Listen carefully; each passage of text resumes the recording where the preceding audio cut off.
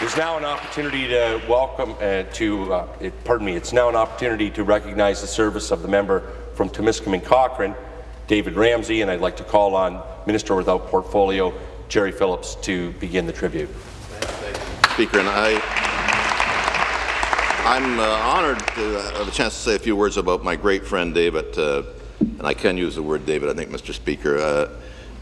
He should be very proud of his accomplishments here for 24 years.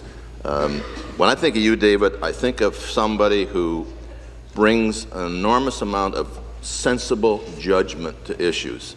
You somehow or other have an ability to arrive at the right place on complex issues. And I got a chance to work with you first back in sort of 87, 88, 89, 90, when David had the Ministry of Correctional Services. Very complex then. Very difficult. David found some creative new solutions. He then was the Minister of Agriculture, and I've always found that ministry challenging because of so many constituents with legitimate concerns. And David, you handled that with great skill. Then when we were in opposition, David was the caucus chair. And for those of you who've been caucus chairs in opposition, it's not that easy to keep a caucus in line. David did a fabulous job. One time, he and I have a great relationship. One time he was getting slightly impatient with us, and he said, you know, I've got a suggestion. You know, when a point's been made at caucus by somebody, there's no need for others to keep making the same point. Everybody paused, and I said, David, I have an idea.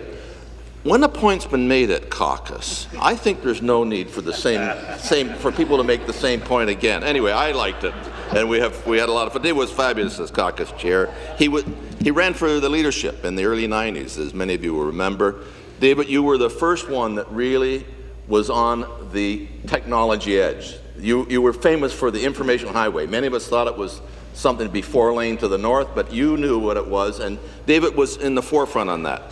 And I realize I only have 2 minutes, and I've almost used my time. He did a terrific job as Minister of Natural Resources and also Aboriginal Affairs. And those things are difficult. He's a minister from the north, dealing with M&R issues and Aboriginal issues. David, you brought your great skills to that. I'm proud to speak on behalf of our caucus and to thank you.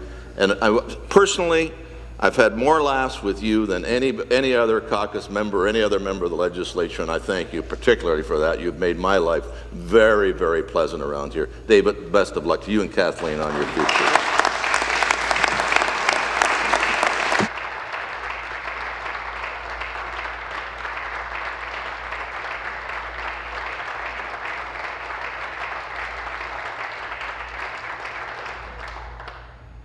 From Carleton, Mississippi Mill.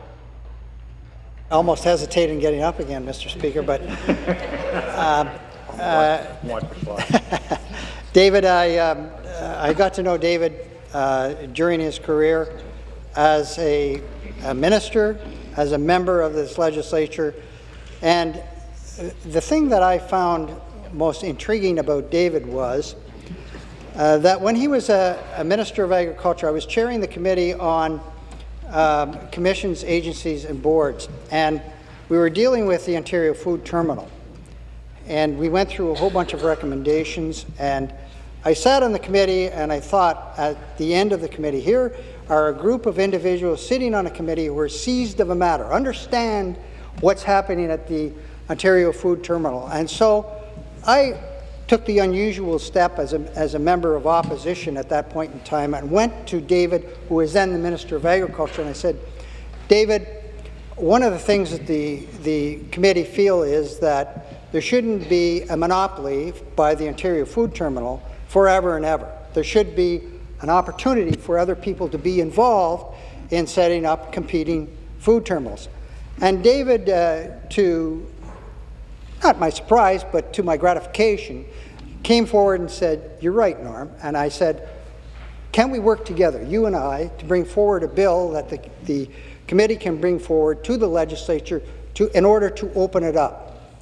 It may be easier for you as the Minister of Agriculture to do that. And I was really, really pleased that he saw the opportunity, took the opportunity, and together we brought before this legislature what I would call the first committee bill that this legislature ever saw, and that was because of the leadership of David Ramsay and the fact that he could step outside the box and do something different.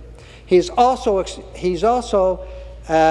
exhibited that kind of independence and thought on my Public Accounts Committee during the last while as he has served on there. David, you not only are there to parrot what is perhaps the most politically acceptable policy, but you're there to find solutions. Congratulations on your experience and your service as minister. Congratulations on your service as an MPP. You've done a great job for us all. Thank you.